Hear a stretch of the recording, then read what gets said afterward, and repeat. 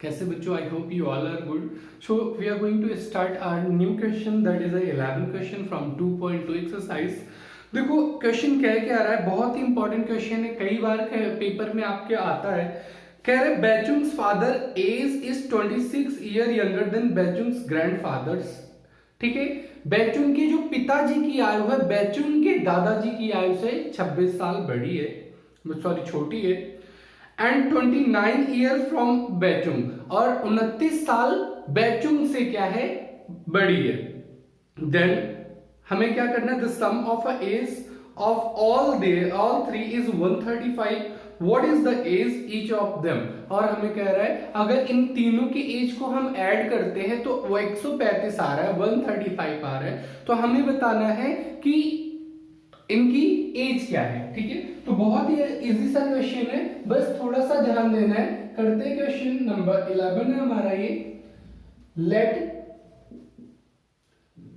The age of Baichung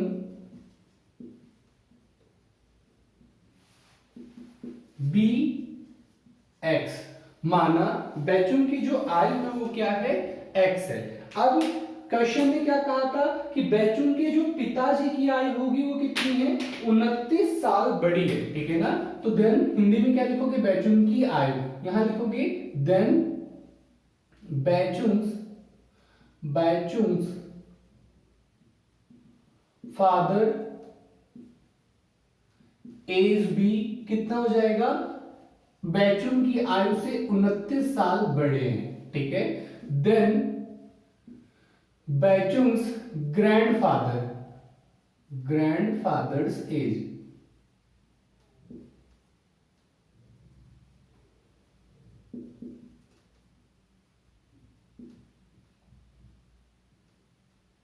fathers age वो कितना है, कह रहे पहले बैचुंग की जो पिता की आयु है उसमें 26 साल ज्यादा, उनसे 26 साल ज्यादा है. ठीक है ना, तो ये पार्ट आगे. अब according to the question ATQ Hindi में क्या लिखेंगे, प्रश्नानुसार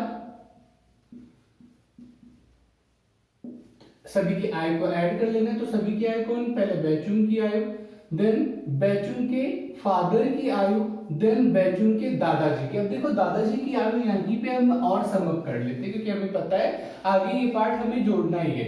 तो बैचुंग के दादा की आयु x प्लस में 9 6 15 2 2 4 1 5 x प्लस में 55 हो जाएगा. ठीक है ना, 55 हो जाएगा. तो यहां लिख देते x प्लस में 55 इक्वल टू में 135. ये हमारा पार्ट हो.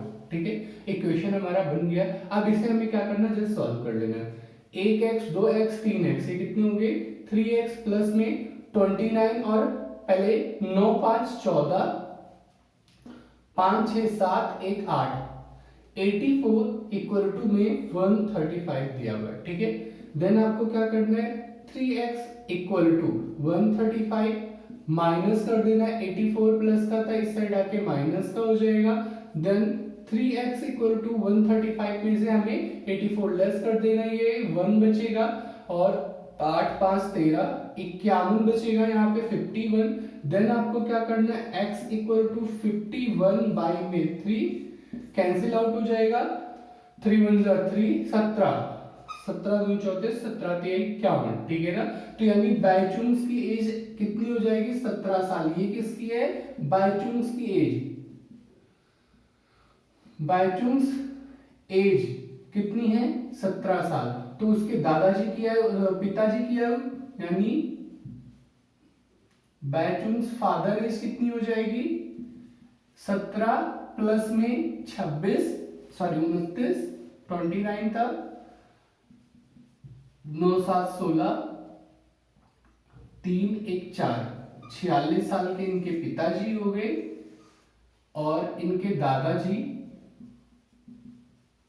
बैचुंग्स ग्रैंडफादर एज कितना हो जाएगा, 46 साल में 26 और ऐड कर देने, 6 6 12 4 2 6 1 7 72 साल के उनके दादाजी हो गए. तो ये पार्ट बहुत इजी था जो कंप्लीट हो गया।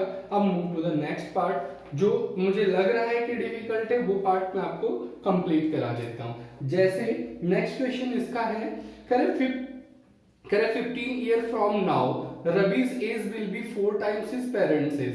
ठीक है, करे 15 साल बाद रवि की आयु उसके पेरेंट्स की आयु के 4 गुनी हो जाएगी। तो इस टाइप के क्वेश्चंस आप लोगों ने पहले भी किया है, एग्जाम्पल में भी किया है और ऊपर क्वेश्चंस में भी किया है, तो एक बार आप ट्राई करना। 13 क्वेश्चन आपका है, कर a rational number is such that when you multiply it by 5/2 and add 2/3 the product you get -7/12 what is the number. तो ये क्वेश्चन में आपको है वैसे इजी, बट इसे सॉल्व कराता हूं।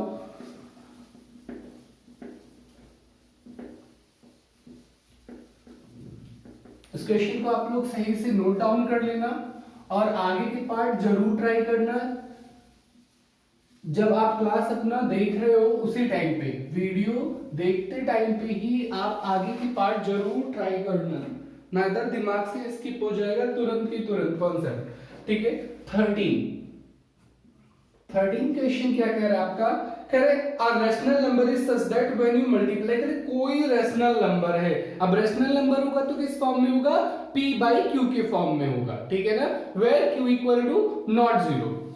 रैशनल नंबर का ही पार्ट हमें पता है। ठीक है, तो लेट करते हैं, लेट द नंबर बी, अभी हम उसे क्या मानते हैं, x, माना वह संख्या या परिमेय संख्या भी आप लिख सकते हो x है। अब अकॉर्डिंग टू क्वेश्चन यानी प्रश्नानुसार, प्रश्नानुसार क्या कह रहा है, कह रहे जब हम इस x को मल्टीप्लाई करते हैं 5/2 से और इसमें ऐड कर देते हैं 2/3 तो हमें गेट क्या करते हैं, -7/12। तो व्हाट इज द नंबर, हमें उस नंबर को बताना है कि वो नंबर एक्चुअल में है क्या। ठीक है, तो सॉल्व करते हैं इस क्वेश्चन को भी।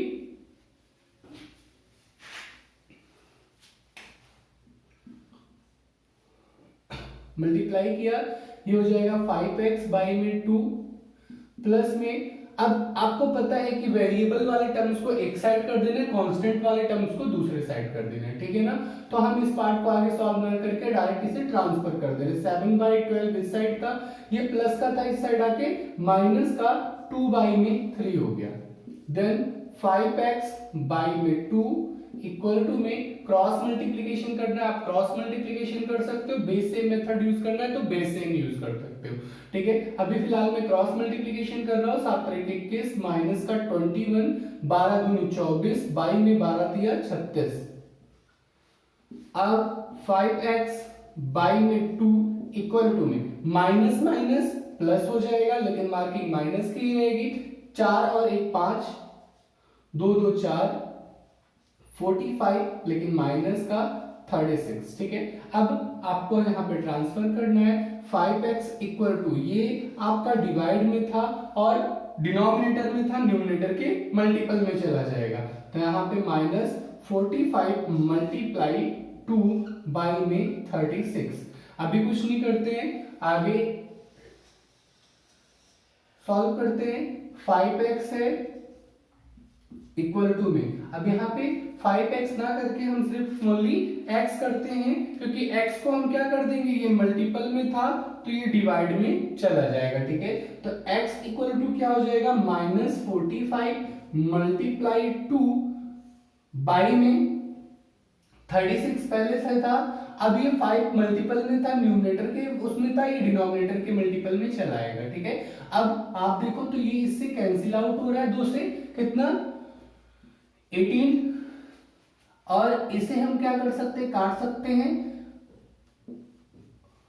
और इसे भी अब काट सकते हैं। 9 1 जा 9, 9 2 जा 18, तो x कितना आ रहा है आपका, -1/2, यानी वो रेशनल नंबर क्या है, -1/2 है। ठीक है। अगर आपको प्रूफ करना है तो प्रूविंग के लिए भी आपको मेथड बताया हुआ है, आपको जस्ट पुट कर देना है इक्वेशन में। अगर x की वैल्यू पुट करने के बाद, ये सॉल्व करने के बाद -7/12 आता है तो आपका आंसर सही है, नाइदर माइट भी कुछ दिक्कत हो सकती है। ठीक है, तो ऐसे ही नेक्स्ट क्वेश्चन देखते हैं। 14 क्वेश्चन देखो, 14 क्वेश्चन की पार्ट भी आपको 14 और 15 दोनों एक ही तरीके से सॉल्व होगा, तो इसका एक पार्ट मैं आपको बताता हूँ। 14 क्वेश्चन देखो, इस टाइप के क्वेश्चन एग्जांपल हमने कंप्लीट कर लिया था, ठीक है ना, सेम एज था 14 क्वेश्चंस का। जो 8th क्वेश्चन है हमारा और एज वेल एज 11th, ठीक है, 11th एग्जांपल और 8th एग्जांपल सेम एज था, इसके सारे पार्ट कर चुके हैं हम। बट एक क्वेश्चन ट्राई करते हैं, क्वेश्चन नंबर 15। क्वेश्चन नंबर 15, पहले 14 आपको समझा देता हूं। देखो, लक्ष्मी एक कैशियर है बैंक में जो क्या करती है, करेंसी नोट डिनोमिनेशन में रखती है 100 के, 50 के, 10 के, ठीक है। तो ऐसे टाइप के क्वेश्चन के लिए आपको मैंने 3 मेथड बताए थे, 3 पार्ट बताए थे। सबसे पार्ट में क्या करना है, x रखना है, यानी 100x रखना है, वो 50x रखना है और 10x रखना है। उसके बाद उसकी वैल्यूज निकालनी है, और वैल्यू निकालने के बाद क्या कर देना है, अब यहाँ पे देखो रेशियो दिया है 2x, 3x, 5x, तो पहले इनका x कितना हो जाएगा।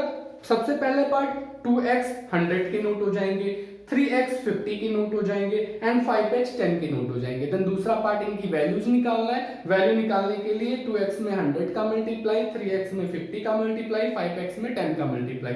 देन आपको क्या करना है, सभी को ऐड करके 4 लाख के बराबर रख देना है एंड x की वैल्यू फॉर्म्ड हो जाएगी। तो बहुत ही इजी सा पार्ट है। 15 क्वेश्चन क्या है, I have a total of 300 in a coins, ठीक है, करें ऑफ अ डिनोमिनेशन 1 2 5, करें मेरे पास 1 2 5 के सिक्के हैं, वो भी किस डिनोमिनेशन में, और टोटल मिला के कितने हैं, 300 हैं। The number of a 2 rupees coin is 3 times of a number of a 5 rupees coin. करें जितना 5 रुपए के कॉइन है ना, उतना 2 रुपए की कॉइन मेरे पास 3 गुने, यानी अगर 5 रुपए की कॉइन 1 है तो 2 रुपए की कॉइन मेरे पास कितनी हो जाएगी, 3 हो जाएगी। आगे क्या कह रहा है, The total number of a coin is 160। कर कुल टोटल ऑफ नंबर कॉइन कितने हैं, 160 है। तो क्वेश्चन थोड़ा सा अच्छा है, तो इसे सॉल्व करते हैं। क्वेश्चन 14 जो है वो बहुत ही इजी है, बट क्वेश्चन 15 जो है वो थोड़ा सा लॉजिकल है, तो आपको 15 में बताता हूं।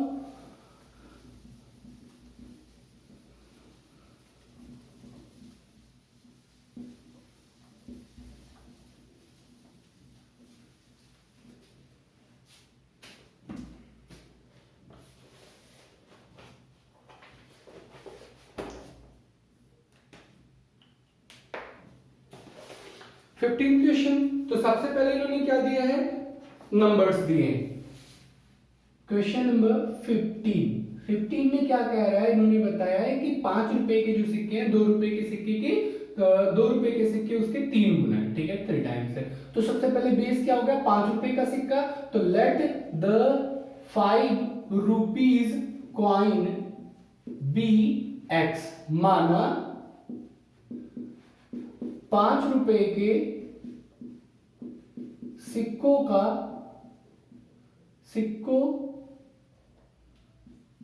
की संख्या कितनी है, x है। देन 2 रुपीज कॉइन, यानी 2 रुपए के सिक्कों की संख्या कितनी हो जाएगी, कह रहा है 5 रुपए के सिक्कों की संख्या 5 रुपीज कॉइन का 3 गुना, यानी 3 टाइम्स, यानी 5 रुपए के सिक्कों की संख्या हमने x मानी, तो ये कितना हो जाएगा 3, यानी 3x हो गया, ठीक है। अब कह रहे हैं 1 रुपए की, देन 1 रुपीज, 1 रुपए का भी आपको निकालना पड़ेगा कॉइन कितना है, तो टोटल कितना है, टोटल में से अगर हम लेस कर देते हैं 5 रुपीज कॉइन प्लस में 2 रुपीज कॉइन, ये रुपीस का सिंबल है, 2 रुपीज कॉइन, तो हमें पता चल जाएगा 1 रुपए की कॉइन कितने, ठीक है। तो टोटल इसने बता रखा है हमें क्वेश्चन में कि 160 सिक्के थे, जिनमें से 5 रुपए के सिक्के x थे और 2 रुपए के सिक्के 3x थे। तो टोटल 1 रुपए के सिक्कों की संख्या 160 माइनस में 4x हो गया। ये पार्ट पहला आपने निकाला, ठीक है ना। यानी अभी सिर्फ हमने क्या निकाला, फॉर्म किया है, x फॉर्म किया, ठीक है। अगर रेशो दे देता तो इजी था, इसमें रेशो नहीं है तो थोड़ा सा हल्का सा कॉम्प्लिकेटेड हुआ, ठीक है। अब दूसरा पार्ट हमें क्या निकालना है, वैल्यू निकालना है, ठीक है ना। तो वैल्यू, ये फर्स्ट पार्ट होता है ऐसे टाइप के क्वेश्चन का, देन सेकेंड पार्ट और थर्ड पार्ट हमारा अकॉर्डिंग टू क्वेश्चन आ जाता है। तो वैल्यू ऑफ 5 रुपीज कॉइन, यानी अगर तुम्हारे पास 5 के सिक्के हैं तो उनकी टोटल वैल्यू कितनी आ रही है। तो x था, x में अगर मैं 5 से मल्टीप्लाई कर दूं तो ऑटोमेटिकली निकल आएगा कितना, मेरे पास जितने सिक्के हैं। जैसे सपोज दैट मेरे पास 5 सिक्के थे, अगर मैं 5 से उसमें मल्टीप्लाई, क्योंकि सिक्के 5 के हैं, 5 से मल्टीप्लाई कर दूंगा तो 25 हो जाएगा। ऐसे ही सेम एज यहाँ पे x है, तो x सिक्कों को 5 से मल्टीप्लाई कर दूंगा 5x हो जाएगा। ऐसे ही value of 2 rupees coin equal to क्या हो जाएगा, था कितना 3x था, वैल्यू कितनी है 2 रुपए के सिक्के हैं तो ये कितना हो जाएगा 6x हो जाएगा। और ऐसे ही वैल्यू ऑफ 1 रुपीज कॉइन, तो इसमें था कितना 160 माइनस में 4x, मल्टीप्लाई किससे करना है 1 से करना है, हो जाएगा 160 माइनस में 4x। ये पूरा पार्ट हमारा सेकंड कंप्लीट हुआ। अब थर्ड पार्ट हमें क्या करना है, अकॉर्डिंग टू क्वेश्चन स्टार्ट करना है। ATQ हिंदी में क्या कहते हैं, प्रश्नानुसार। प्रश्नानुसार क्या कह रहा है, इन सभी को अगर ऐड करते तो टोटल कितना आ रहा है, कह रहा है I have a total of 300, ठीक है, of a coins in a denomination, ठीक है। तो 300 रुपए हैं, टोटल मिलाने पे कितने आ रहे हैं 300 रुपए। तो x का पहले मिला देते हैं, 5 रुपए के सिक्के की संख्या कितनी है 5x है वैल्यू, देन 2 रुपए की 6x है, देन 1 रुपए की 160 माइनस में 4x है, इक्वल टू में कितने रुपए हो गए आपके पास 300 रुपए, ठीक है। अब इसे जस्ट आपको क्या कर लेना है, सॉल्व कर लेना है, आंसर आ जाएगा 5x 6x, ठीक है। और यहां पे माइनस 4x है, ठीक है। 6x में से 4x आप लेस करोगे कितना हो जाएगा 2x प्लस का हो जाएगा, तो 5 और 2 7, 7x हो जाएगा, प्लस में 160 इक्वल टू में 300, ठीक है। देन यहां पे आगे का पार्ट सॉल्व करते हैं।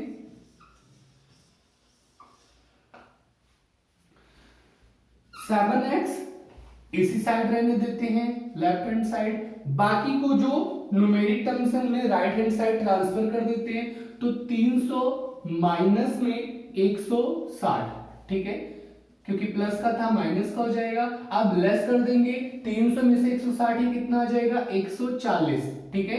देन x इक्वल टू क्या हो जाएगा आपका 140 बाई में, मल्टीप्लाई में था डिवाइड में चला जाएगा 7, 7 टू जा 14, तो x कितनी हो जाएगी, x की वैल्यू कितनी हो जाएगी 20, यानी x कितना आ रहा है 20, यानी 5 रुपए के सिक्कों की संख्या कितनी है 20 है।